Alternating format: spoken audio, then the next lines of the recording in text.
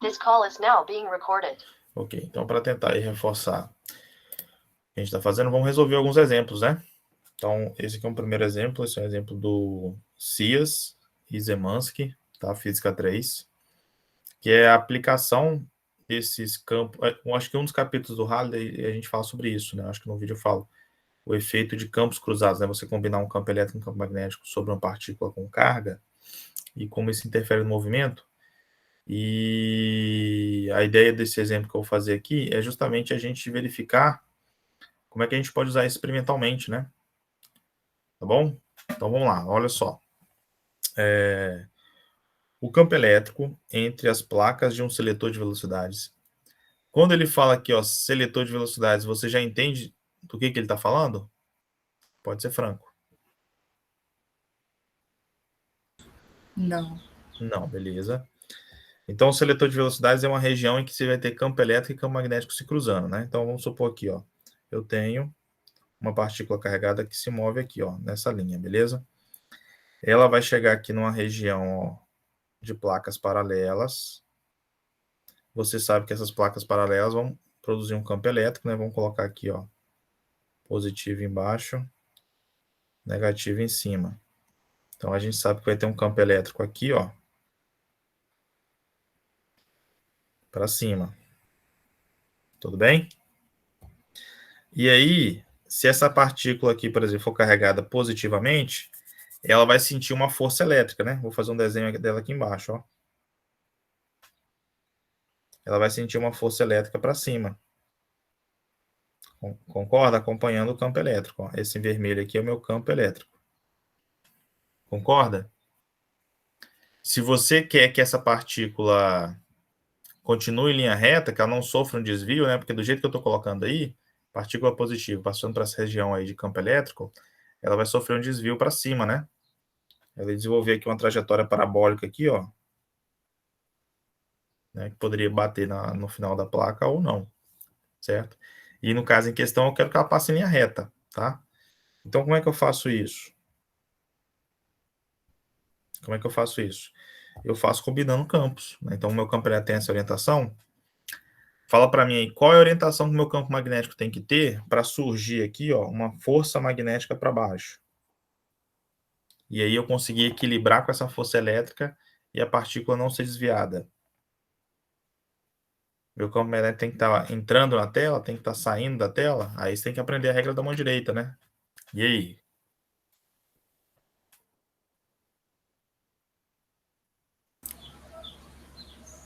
Acho que saindo, professor.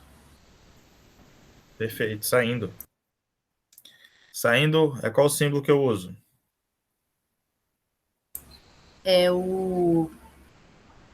Acho que é o X. Ou Não, ponto, não é o lembro. É o pontinho. ponto. Uhum. Pensa na flecha, né? Tipo assim, quando ele está saindo, a flecha está saindo da tela, então você enxerga o ponto. Se a flecha estiver entrando na tela, você vai enxergar as penas que correspondem ao X. Essa é a lógica do negócio. Ah, verdade. Beleza? Então, nessa configuração que eu tenho aí, ó, eu tenho um cruzamento entre campo elétrico para cima, campo magnético para fora, certo? Esse cruzamento de campos elétrico e magnético gera, então, essa configuração aqui, ó, onde eu tenho duas combinações de força. Eu tenho uma força elétrica e uma força magnética. Só que existirem essas duas forças ao longo da direção vertical não garante que ele continue em linha reta, né? Porque eu posso ter uma força elétrica maior e desviar para cima, ou uma força elétrica menor e ele ser desviado para baixo, correto? O que garante o equilíbrio dentro dessa região é o quê? É essas duas forças serem iguais. Tudo bem? Beleza. Então vamos fazer esse raciocínio aqui, ó. Força elétrica é igual a força magnética. Força elétrica a gente sabe calcular, né? Força elétrica é o quê? É a carga vezes o campo. Força magnética, se você assistiu o vídeo, você também sabe, ou se você fez um bom ensino médio, você também viu isso. É a carga vezes o campo magnético vezes a velocidade. Aí teria um seno aqui que vai ser 90, concorda? Porque é o seno do campo com a velocidade, ó. É o ângulo entre o vetor velocidade, ó, que está aqui, O campo é 90 graus, então 191. Aí já estou escondendo ele, tá bom? Então, corta carga com carga. O que eu tenho? Eu tenho, então, que para ele passar em linha reta, a velocidade dele tem que ser exatamente isso aqui, ó. A razão entre o campo elétrico e o campo magnético. Você entende agora porque eu estou chamando isso de seletor de velocidades? Quando você vai emitir partícula carregada, você tem várias formas de fazer isso. Uma forma, às vezes, é você pegar o material e aquecer ele, né? Então, ele sendo aquecido, ele vai lançar lá elétrons. Se for um gás, pode lançar um íon, né? Você pega um gás de hidrogênio, passa uma descarga elétrica nele, né? E deixa um escapamento sair. Então, isso pode gerar... Você pode ionizar esse gás de hidrogênio. Então, você vai ter íons de hidrogênio, né? Saindo ali, carregado com massas diferentes. Pode ser de ter 2 nêutrons, ou um nêutron, ou nenhum nêutron, e isso tem um efeito, tudo bem? Então, o que acontece? Quando ele sai, esse Vzinho aqui, ó, pode ter várias velocidades, beleza? De saída. Você não tem controle sobre essa velocidade que está saindo, entende? Então, se o valor dessa velocidade for exatamente igual a esse resultado que a gente acabou de ter, o que vai acontecer? Ele vai passar em linha reta. Se o valor da velocidade dessa partícula aí for menor do que esse valor aqui, ó, for menor do que esse resultado, que é a razão entre os campos, o que vai acontecer com ele, pessoal? Fala para mim aí, só para ver se vocês estão entendendo. Esse valor da velocidade... Pode falar, vai lá, Mab, você abriu o microfone. Acho que vai se desviar, né, professor? Não vai. Mas para onde? Para cima ou para baixo? Qual é o caso mesmo? Menor. Se a velocidade for menor do que esse valor que a gente encontrou. Acho que vai se desviar para a parte negativa, né? Não sei. Isso, porque a velocidade afeta a força magnética. Se a velocidade é menor, a força magnética é menor, logo a força elétrica ganha, ele se desvia para o lado negativo, né? Se for velocidade maior, a força magnética é maior, logo ela ganha, vai para o lado positivo da placa.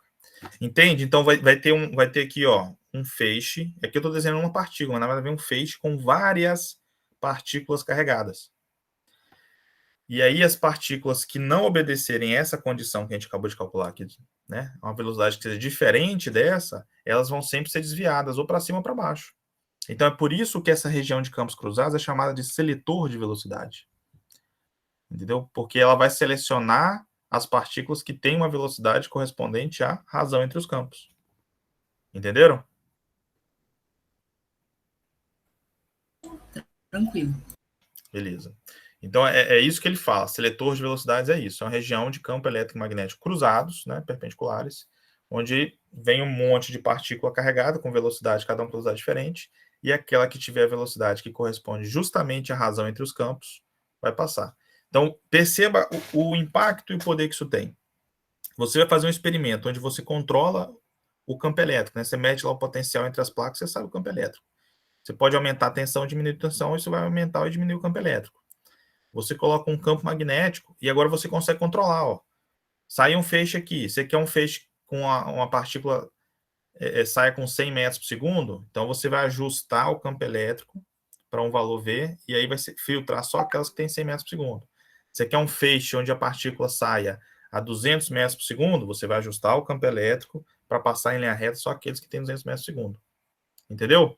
Então, olha o nível de precisão que você tem sobre alguma coisa que você não vê. Você não vê esse feixe, né? Às vezes a gente faz esse tipo de questionamento. Como é que a gente consegue ter informação sobre aquilo que a gente não vê? Certo? Mas isso deixa rastro, né? Você consegue saber o comportamento que ele vai ter porque você conhece as equações, né, que vão dar o comportamento dele. Perfeito?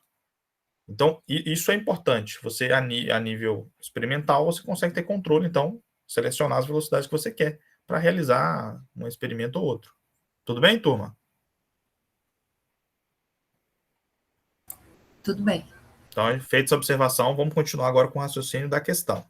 Então, ele fala ali, ó, o campo elétrico entre placas do seletor de velocidade, então subtende que vai ter os dois, em um espectrômetro de massa, depois eu expliquei que é um espectro de massa,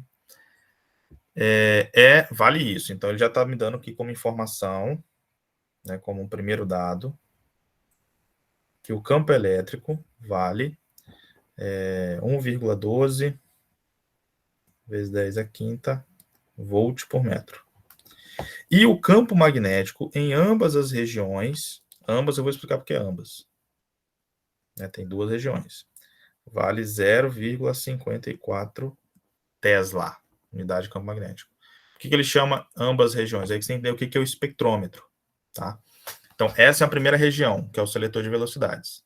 Selecionei, então, a partícula, ela vai vir aqui para uma segunda região. Tudo bem? Então, esse aqui, eu vou dar um nome para ele, vou deixar aqui registrado para você. Porque esse tipo de problema você vai se repetir, tá? Então, aqui é o seletor de velocidade. Beleza? E essa aqui é a região 2. O que vai acontecer nessa região 2? O campo magnético vai estar presente ali, tá? Então, o campo magnético a gente viu que é um campo saindo.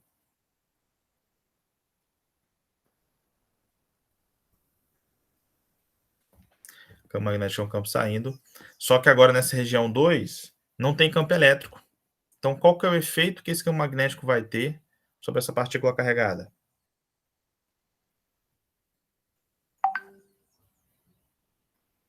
E aí?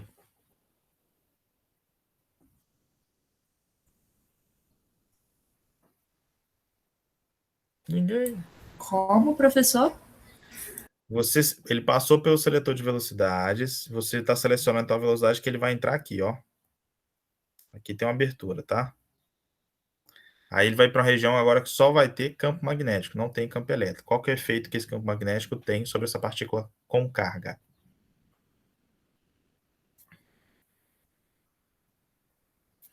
O efeito é gerar um movimento circular. Beleza? Uma partícula carregada dentro da região de campo magnético uniforme, ela executa um movimento circular. E aí o raio desse círculo pode ser maior, pode ser menor. Isso que vai interferir é a massa dele. Entende? Então, é isso que é um espectrômetro de massa. Basicamente, você pega lá um gás que tem um monte um gás que é uma mistura, né? Não tem um único elemento. Tem vários elementos, né? Tem vários compostos, né? Tem vários tipos de gases diferentes. E aí você ioniza ele, né? Faz uma descarga elétrica, ioniza ele, libera ele, um feixe dele, passa para esse seletor, seleciona as velocidades que ele vai ter, joga nessa segunda região, e aí aqueles que têm massa maior executam uma trajetória, os que têm massa menor executam outra trajetória. Tá bom? Então é isso que vai acontecer. E nisso você filtra. Então você pega um gás e você consegue filtrar ele. E através aqui do lado de cá, ó, nessa região aqui, você vai ter um sensor onde esse tipo de gás vai bater ali e aí vai contar. Então, assim, ó, eu achei um gás que tem uma massa de tanto, o outro tem massa de tanto, o outro tem massa de tanto. Entendeu? Como é que a gente consegue fazer essa análise aí nessa região 2? Como ele vai executar um movimento circular, a gente sabe que qualquer partícula sobre o movimento circular tem uma força responsável por fazer ele executar esse movimento circular, né? Qual é o nome dessa força? Física 1, hein? Quem lembra?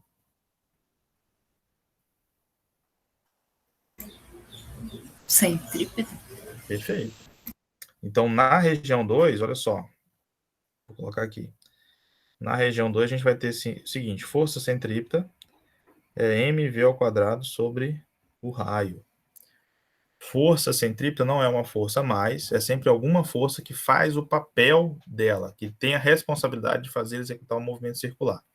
Neste contexto que eu estou apresentando a vocês, quem vai fazer o papel de força centrípeta, eu gosto de me referir como resultante centrípeta, né? Quem vai ser a força que será a resultante centrípeta é a força magnética, tá? Que, como a gente já viu, força magnética é B, Q, V, tem o seno de θ, mas pelos motivos que eu já disse anteriormente, né? O vetor velocidade com o vetor campo vão ser sempre perpendiculares de 90 graus, logo o seno de 90 vale 1, por isso que eu não estou colocando ele aqui. Tudo bem? Então, a força magnética vai ser igual a isso aqui. E aí, olha só, vou isolar o R. Dá para perceber que esse V aqui simplifica com esse V. Isolando o R, o que eu vou ter? Eu vou ter mv V sobre BQ. O que essa expressão me dá? A velocidade eu vou encontrar pelo seletor. É a razão entre o campo elétrico e o campo magnético, beleza? O campo magnético é um resultado experimental. Eu consigo saber quanto que ele vale. Perfeito? Né? Ou melhor, eu isolei o R aqui. Vou isolar o R, não. Devo isolar o M, tá? Então, se eu isolo o M, vai ficar assim, ó. B, Q, R, que divide V. Aí, agora, vamos voltar para a análise. Então, o V eu consigo saber pelo seletor de velocidades, é a razão entre campo elétrico e campo magnético. O campo magnético é uma informação do experimento que você faz, então é uma informação que você vai saber, certo? Esse raio R da circunferência, você detecta aqui pelo coletor, né? Ali você vai medir qual que é o raio que foi executado. Então, com essas informações, né, mais a carga, né, vamos supor que a gente consiga determinar o valor dessa carga por algum motivo, você consegue, então, você consegue descobrir qual que é a massa que está presente ali, que passou pelo espectrômetro. Então, isso que é um espectrômetro de massa. É você pegar uma mistura. Nesse exemplo específico, ele fala de isótopos. Não sei se vocês sabem, isótopos são elementos que têm o mesmo número de prótons, certo? Que vai mudar o número de massa. Vocês lembram disso aí de química? Diz que sim.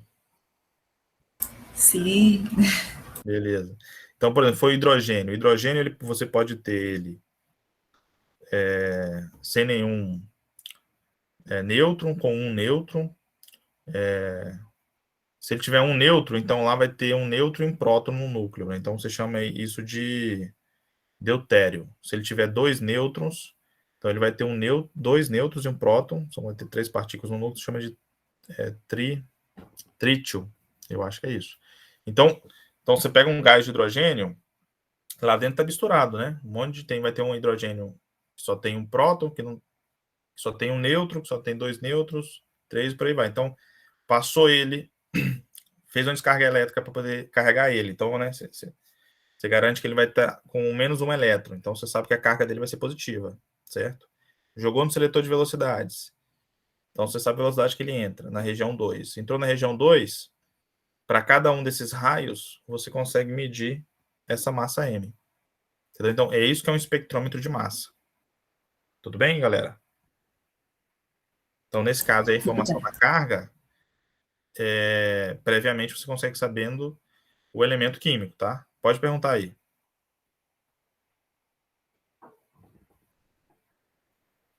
Não ia perguntar, não? Não ia não, professor. Falei só que estava tudo certo. Tá bom. Então, ó, vamos voltar ao problema. Então, o campo elétrico entre as placas de seletor de velocidade, espectrômetro de massa, vale isso ali, 1,12 vezes 10 a quinta volts por metro. E o campo magnético em ambas regiões é igual a 0,54 Tesla, tá? Um feixe de íons de selênio com uma única carga se move em uma trajetória circular com raio igual a 31 centímetros na região do campo magnético. Então, já está dando outra informação, o raio.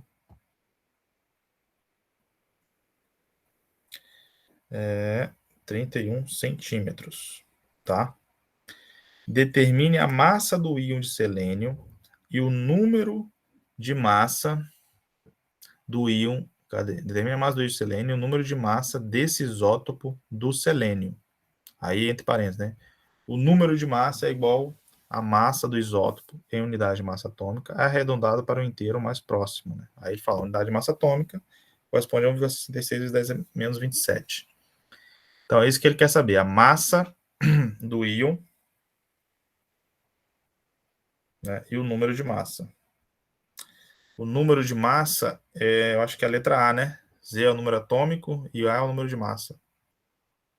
Eu não tenho muito tempo que eu não faço química, mas eu acho que é isso, hein? Alguém concorda, discorda? Concordo. Show. Então, ó, ele fala que é um feixe de íon de selênio com uma única carga. Selênio, fala para mim na tabela periódica Número atômico do selênio.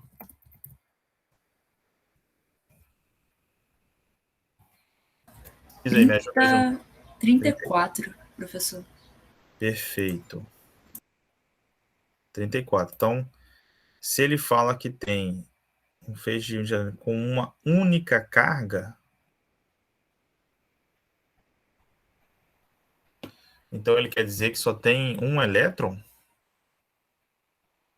Eu fiquei na dúvida o que ele diz com isso. Que significa um feixe de íon de selênio com uma única carga.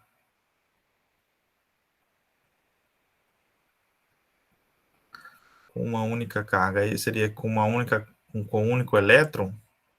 Ou com uma única carga positiva? Né? Ah, ficou dúbio. Então, porque se ele é um íon, então ele perdeu um elétron, né? Se ele tem uma única carga, o que vocês acham aí? Eu não tenho certeza, mas eu acho que eu só interpretaria como se ele fosse positivo mesmo. É, né? Como se fosse uma única carga positiva. Não, mas ninguém tem certeza, nem eu. Mas a gente vai tentar fazer alguma coisa aqui. Beleza, eu quero saber esse M, tá? Você percebe que a gente já respondeu essa pergunta? A gente já descobriu esse M? Porque, olha só, esse primeiro raciocínio aqui foi do seletor, certo? De velocidade. Tá bom? Esse segundo raciocínio aqui foi da região 2 de campo magnético. Então, aqui eu já descobri do que a massa depende, né? Só que agora o que eu vou ter que fazer? Eu vou ter que escrever essa massa em termos das informações que ele me deu, correto? Então, por exemplo, quais são as informações que ele me deu? Ele me deu o campo elétrico, ele me deu o campo magnético, ele me deu o raio, certo? E a minha massa, ela depende de quê? Vou escrever essa massa aqui, ó. Ela depende do campo, ela depende da carga, ela depende do raio e da velocidade. Então, e agora? Como é que eu faço para poder achar essa massa em termos desses dados? Essa velocidade aí, eu não sei, eu sei? Não, Mas eu tenho como saber? tem. Como? Só substituir, né? A velocidade aí pela equação. Perfeito, pela divisão ali do campo elétrico, né, e magnético. Então, vamos colocar aqui, ó.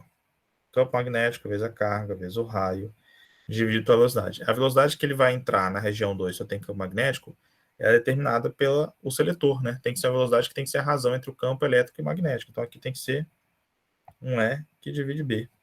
E aí, vamos manipular isso aqui, ó. Então, a massa vai ser um D quadrado vezes a carga vezes o raio sobre E. Aí, agora sim, vou escrever assim, ó. A massa é um B quadrado sobre o campo vezes o raio vezes a carga. Então, aqui eu tenho, então, a resposta, né, da massa dele. Beleza? Então, eu consigo agora determinar a massa desse isótopo. Certo? Considerando que, no caso aqui, para responder, eu vou ter que fazer essa consideração aí, que foi o que a Amable entendeu, que eu acho que deve ser isso mesmo. Como ele fala que é um feixe de uma única carga, então deve ser, você considera esse Q como sendo carga elementar, né? 1,6 vezes 10 a menos 19, tá bom? Ficou em aberto, mas enfim, dá para resolver a questão, né? Em termos literais, né? Em termos de letra, você consegue chegar. A incógnita ficou nessa interpretação do que ele quer dizer com esse Q, mas está determinado, certo? Então, esse é um problema muito comum nesse capítulo aí de força magnética, né? Você cruzar os campos para ter esse efeito e esse controle sobre partículas carregadas. Beleza? Vou deixar então ficar a critério de vocês fazer essa conta. Ou melhor, vamos fazer essa conta só por curiosidade, né? Ver quanto que dá. Fala, então, me ajuda aí. Faz aí para mim, ó. 0,54 ao quadrado vezes aqui, ó, 1,12 vezes 10 à quinta, vezes o raio, que é de 31 centímetros, né? Então, aqui seria vezes 0... Não, eu fiz errado aqui, perdão. É o campo ao quadrado, 0,54 ao quadrado, vezes o rádio, 31 centímetros, isso vai dar 0,31 metros. Dividido pelo campo, que é 1,12 vezes 10 à quinta. Considerando que ele quer dizer que só tem uma carga, ou seja, uma carga positiva, ele perdeu um elétron, né? Então, considerando que seja isso, aqui seria 1,6 vezes 10 a menos 19. E aí, alguém pode fazer essa conta para mim?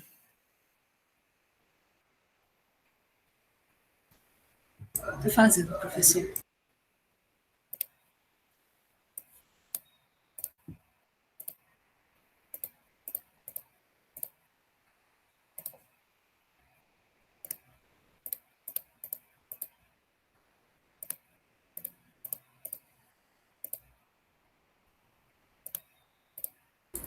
Deu 1,29 vezes 10 elevado a menos 25.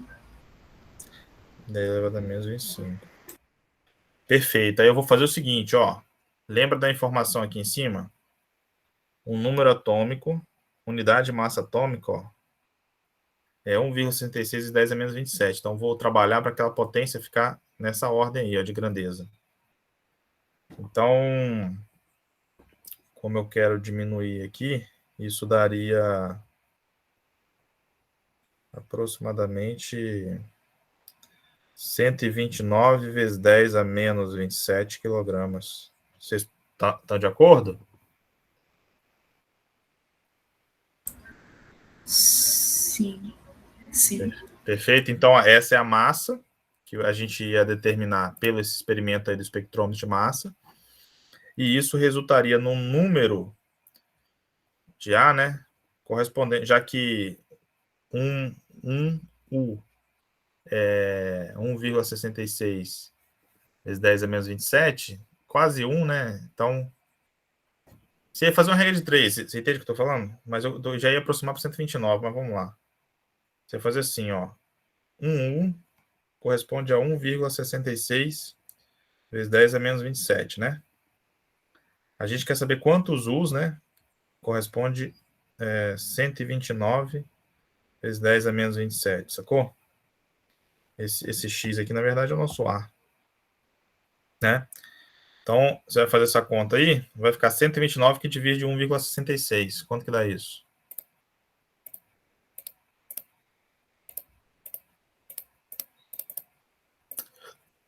R$ 77,7. Então, esse é o número de massa e esse é a massa. Ok? Tá claro? Se você for procurar esse aqui, dá uma olhada, digita aí selênio no Google. Ele vai te dar aqui o número atômico é 34 e a massa atômica é de 78,96. Né? Então, o valor que a gente encontrou é 77,7. Então, tá próximo aí, tá razoável. Beleza? Show. Você consegue perceber a importância disso? Tá vendo? Todo mundo fala lá em que, mas como é que o cara sabe a massa atômica? Como é que ele mede a massa de um átomo? Porque é um átomo, ninguém vê. É isso, ó, espectrômetro. Você combina campo elétrico e campo magnético, solta ele, e aí com medidas a nível macroscópico, né? Tipo assim, você controla campo, tá aqui. Campo elétrico, campo magnético, você controla. O raio, se dá para você medir lá, né? Vai ter um sensorzinho, se bateu ali, você sabe a distância aqui, ó, da onde ele entra aqui. E até onde ele bate é o raio. Então você mede, então tudo você mede. Então, com essas medidas, você consegue estimar a massa de um isótopo, a massa de um átomo, de um elemento químico. Tudo bem, galera? Não sei vocês, mas eu acho esse problema interessante e eu gosto de enfatizar isso, saca? Finalmente é uma pergunta comum, né? Como é que a gente consegue fazer essas medidas daquilo que você não vê? Você faz assim. Sim, sim. E é bom que a gente pode depois conferir. Aí dá até aquela satisfação, né? Perfeito, isso aí, exatamente. Ok. Temos um tempinho? Deixa eu escolher outro aqui para a gente fazer. Depois você me lembra que eu posso gerar o PDF e mandar para vocês, tá? Tem esse aqui de balança magnética. Ó, esse aqui é a mesma linha, espectrômetro de massa. Eu já fiz, não vai ficar repetitivo. Porque a separação de isótopos, esse aqui eu já fiz. Esse aqui é legal também, mas esse aqui eu acho que eu vou deixar para um outro momento. Deixa vocês explorarem. Deixa eu fazer um balanço. Acho que balanço magnético é melhor. Porque aí diversifica. Os outros seguem na mesma linha. Esse diversifica um pouco. Esse aqui não é difícil, não. Acho que nenhum desses é necessariamente difícil. Então, olha só. Esse é um outro problema dos CIAs. Né, CIAS-Zemansky. Então, ele fala o seguinte, né? O circuito indicado aí na figura ao lado, ele é usado para produzir uma balança magnética para pesar objetos, né? A massa M a ser medida está suspensa a partir do centro da barra, certo? A massa M está aqui. Essa é a massa M. E que se situa em um campo magnético uniforme de 1,5 Tesla. Então, já vou anotando esses dados aqui. Deixa eu anotar aqui, então. Então, o campo magnético ali, ó, um campo magnético que ele está entrando na tela. Ele em módulo vale 1,5 Tesla, orientado para dentro do plano da figura. A voltagem da bateria pode ser ajustada, me perdi aqui, de modo a variar a corrente no circuito. A barra horizontal tem 60 centímetros de comprimento, então comprimento L da barra, 0,6 metros, tá? E é feita de um material extremamente leve. Eu já está falando isso para você desprezar a massa da barra, né? Está conectada à bateria por fios verticais finos que não podem suportar nenhuma tensão considerável. Tipo assim, você também considerar a perda de tensão por parte da fiação, né? Todo o peso da massa suspensa M é sustentado pela força magnética da barra. Um resistor com uma resistência R de 5 ohms, outra informação, está ligado em série com a barra. A resistência do restante do circuito é muito menor que isso, seja despreze, né? Letra A, qual ponto A ou B deve ser o terminal positivo da bateria? Tá, aqui é o primeiro conceitual, né? Então, basicamente é o seguinte, você quer, essa é uma balança magnética, então para você descobrir a massa desse objeto que está suspenso aí, esse objeto M, você tem que deixar ele em equilíbrio, né? Então, só tem duas forças atuando sobre ele ali, né? Seria a força peso para baixo e essa tração aqui nesse fio. Só que essa tração no fio, ela vem como consequência de ter uma força magnética nessa barrinha aqui, né? Então, basicamente, esse problema é um problema de equilíbrio de forças entre a força magnética e a força peso. Tá tranquilo isso aí, pessoal? Tranquilo. Ok. Porque se você fosse fazer uma análise assim realmente criteriosa, né, só para deixar registrado, no objeto ali, né, você teria uma força-peso para baixo e uma tração para cima. Logo acima você tem uma barra. Nessa barra, você teria uma tração para baixo e teria que ter uma força magnética para cima para equilibrar. Do contrário, né, não ia contrabalancear. E aí, ó, pela terceira lei de Newton, essa tração é igual a essa tração. Pela primeira lei de Newton, essa força magnética é igual a essa tração. Como essa força magnética é igual a essa tração, e pela terceira lei, uma tração é igual a outra, é daí que a gente conclui que a força magnética é igual a peso, entendeu? Porque a gente costuma fazer isso rápido, né? Bota a força magnética igual a peso e perde essas nuances aqui, né? Que é importante serem citadas para você entender que está sendo aplicado duas leis de Newton ali, tá? Então, feita a observação, feita a consideração, vamos lá. Então, em resumo aqui, a gente vai ter força magnética é igual a força-peso. Aí, quem que é força magnética? Força-peso a gente sabe, né? Força-peso é a massa vezes a gravidade. Força magnética, aí no caso, como é a força magnética que atua num fio, não é BQV. Não sei se vocês viram isso no vídeo. Agora é diferente, né? Agora é B vezes I vezes L vezes um seno. onde é o ângulo aqui entre o campo e a corrente. O campo está saindo.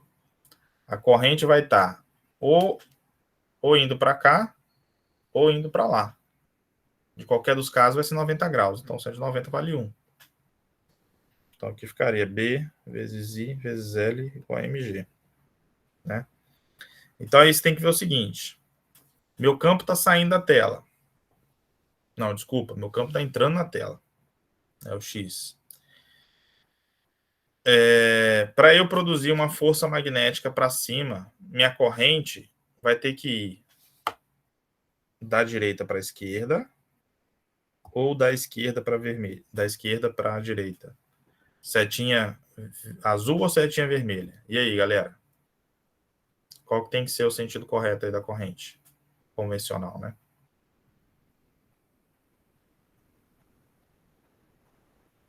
E agora aquele momento que todo mundo fica em silêncio.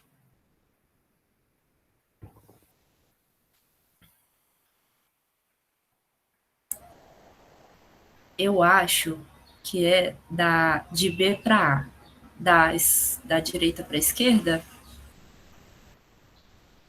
Não, fala primeiro assim, a setinha que eu coloquei é azul ou vermelha? Ah, tá. Eu Isso acho aqui é essa corrente dentro da barra, tá? o campo aí tá saindo ou tá entrando? Tá Tá entrando. entrando.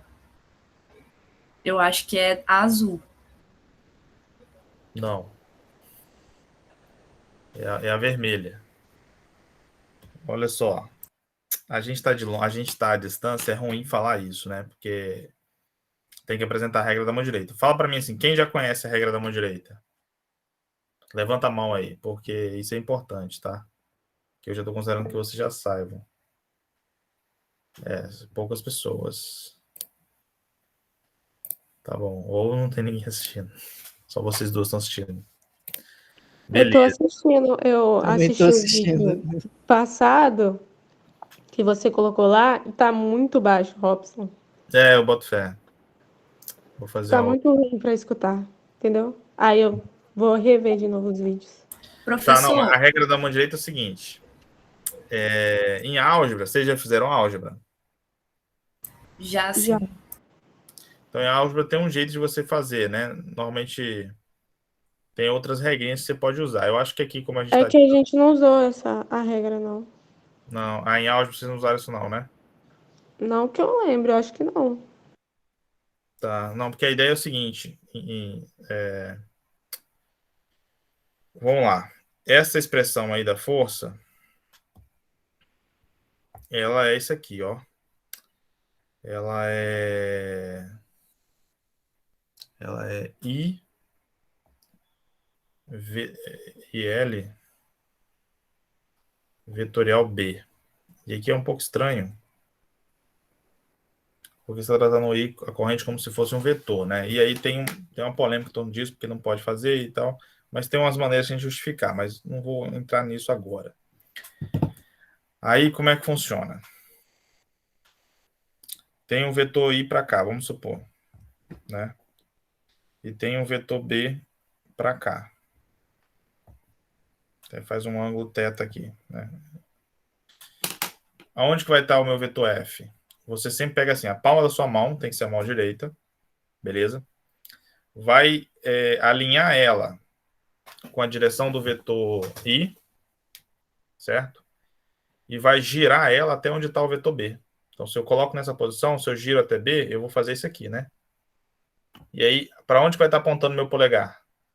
Meu polegar aqui, ó, para mim, está apontando, né, para lá, saindo da tela.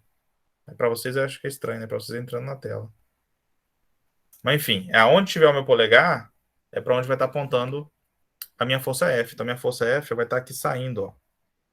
Nesse ponto, minha força F vai estar aqui.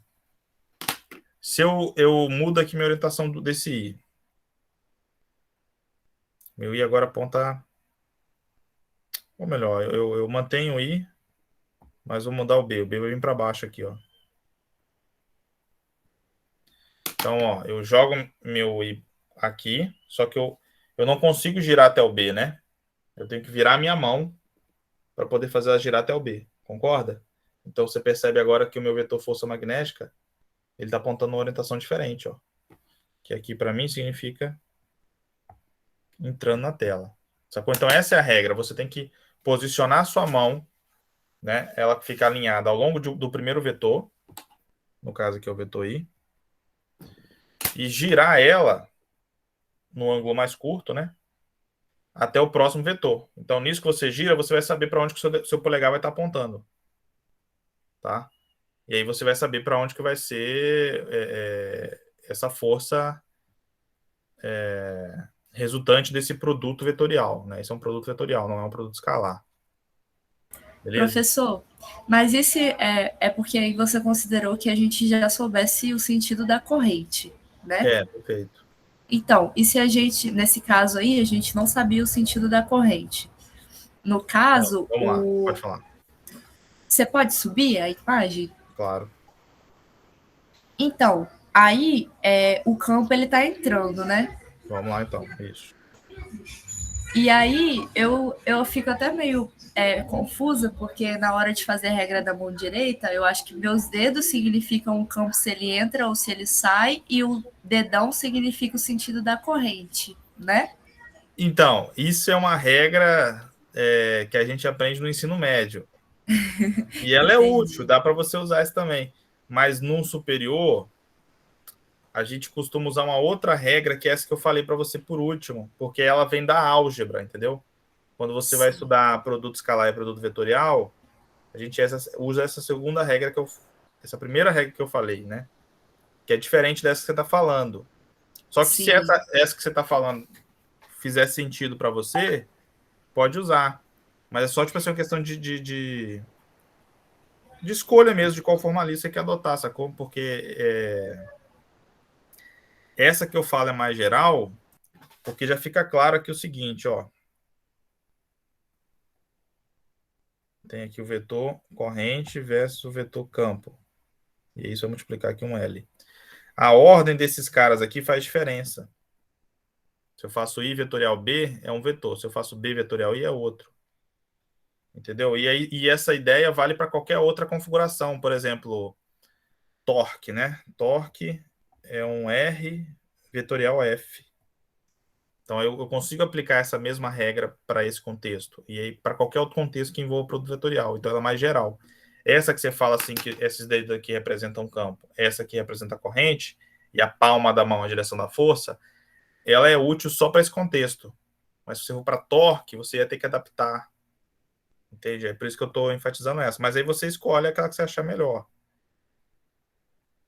Tá? Mas vai lá, continua. Então, o meu campo está dado aí, ele entra, e eu não sei minha corrente, mas eu sei minha força. Eu sei que minha força tem que apontar para onde? Minha força tem que apontar para cima.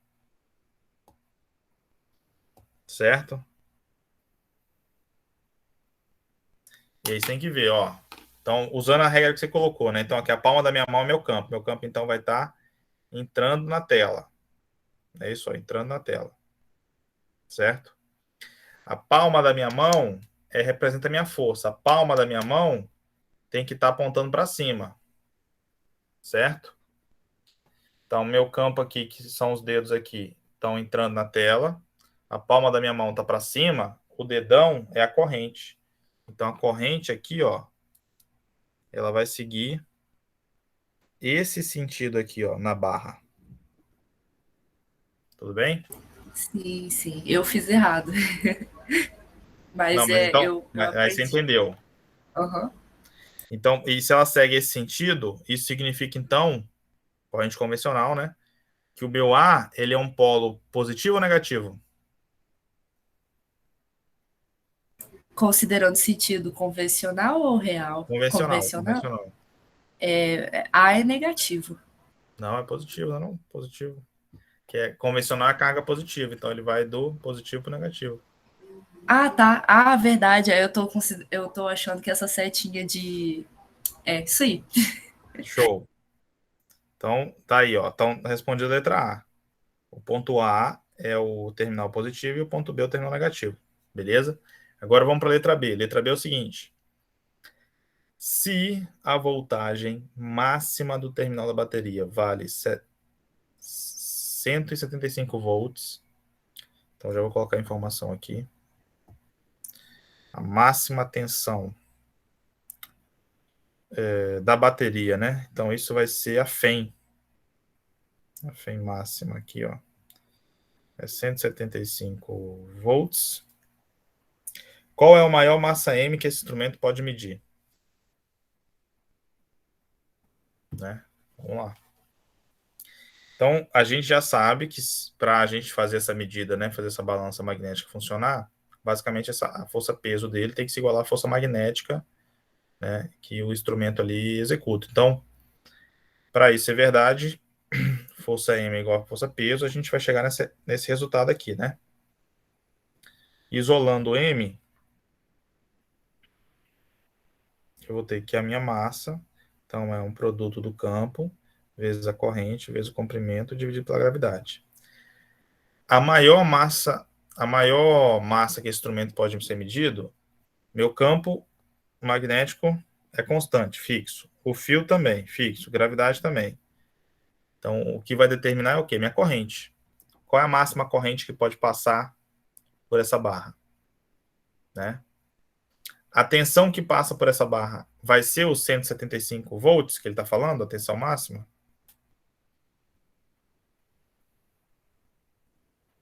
Não, né? Porque tem essa resistência aqui, ó. Então, 175 volts é a FEM. Qual vai ser a tensão que chega aqui, ó? Se eu for medir aqui, nesse fio, qual vai ser a tensão V que eu vou conseguir medir ali, pessoal?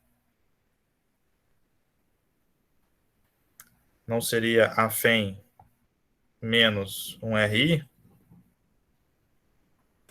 Sim. Né?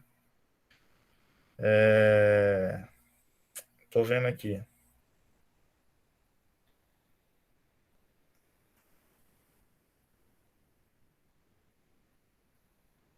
Então, ó, a voltagem máxima do terminal da bateria é 175.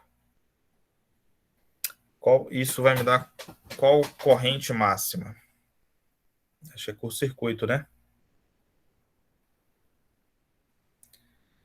Minha tensão V vai ser 175 menos 5 menos 5i. Se eu faço um gráfico disso aqui, ó, V por I, isso vai me dar uma reta linear, né, decrescente, concorda? Sim. Né? Então, quando minha corrente for zero, que é aqui, ele vai estar na minha FEM, e à medida que minha corrente for aumentando, a DDP aqui, ó, vai diminuindo, certo? Então, até chegar nesse ponto aqui, ó, esse ponto é o ponto onde eu tenho a minha máxima corrente. Não é isso? Que é a corrente curto-circuito. Né? Isso aqui é minha corrente curto-circuito. E quando ele está no curto-circuito, o que acontece? O V é zero, né? Tudo bem, pessoal? Tudo bem. Então aqui, ó, deixa eu pegar esse gráfico e vou jogar ali no canto.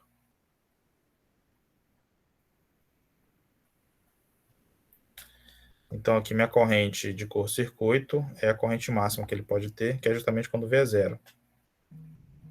Isso vai me dar então uma FEM e divide um R, né? Pega essa informação e joga aqui, ó. Então esse cara que vai ser máximo é quando ele for corrente curto-circuito. Então a massa vai ser B vezes FEM sobre a resistência interna, vezes L sobre a gravidade. Então, a minha massa é um B FEM L sobre RG. Então, está determinado. Ó. Vamos ver esse valor? B vale 1,5 Tesla. FEM vale 175. L, que é o comprimento do fio, é 0,6 metros. Dividido pela resistência interna ali, que é 5, né? Vezes a gravidade, que a gente pode considerar como 10. Então, fala para mim quanto que dá esse aqui. 3,15. Perfeito. 3,15 quilogramas. Então, ou seja, se você coloca um valor igual ou maior do que 3,15, o circuito vai entrar em curto, né? Ou seja, a DDP vai chegar a zero, ele não vai dar conta, vai chegar na corrente máxima que ele pode ter. E aí a balança para de funcionar. Então, esse é o limite. Então, qualquer massa que você tem que colocar lá tem que ser um valor menor do que esse para você não fechar o circuito. Beleza? Show? Show. Show. Professor, é por isso que eu considero a corrente de curto-circuito? Porque no caso ele está pedindo a massa máxima, né? Ah, tá. Entendi. Ele fala ali qual que é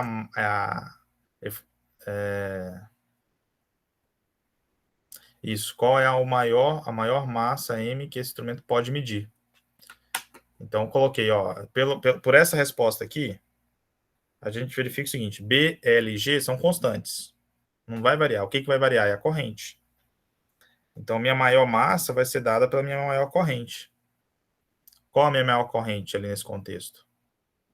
Se eu pego esse gráfico, é a corrente curto-circuito. Né? Beleza. E aí, sabendo a corrente curto-circuito, joga ali e a gente determina, então, qual vai ser a maior massa. Então, quando ele chegar nesse valor, ele vai ter o curto-circuito, ou seja, não vai fluir DDP na barra, né? Então, vai parar de funcionar. Então, esse é o limite que essa balança consegue chegar. Tá claro? Tá sim. Ficou assim, professor. Show. Então, eu encerro a aula de hoje. Vou parar aqui a gravação.